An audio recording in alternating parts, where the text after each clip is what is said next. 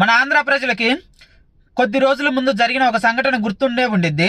అదేంటంటే కందుకూరులో అనుకుంటా ఒక సంఘటన జరిగింది. ఇద్దరు స్నేహితుల మధ్య గొడవలు, వాళ్ళ ఫ్యామిలీ పర్సనల్ విషయాల వల్ల గొడవలు అవటం వల్ల ఒక క్యాస్టోడ్ని ఇంకో క్యాస్టోడ్ చంపిండు. అంటే కమ్మ వాళ్ళు అనేవాళ్ళు కాపు అతన్ని చంపారు.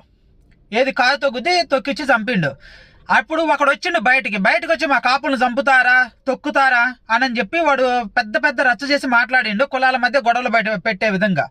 మరి వాడిని అడుగుతున్నా, ఏరా ఇప్పుడు విజయవాడలో ఒక అతను అరెస్ట్ అయ్యిండు. అతను రౌడీ షీటర్ అంటున్నారు, రౌడీ షీటరా ఇంకోట అది పక్కన పెట్టండి.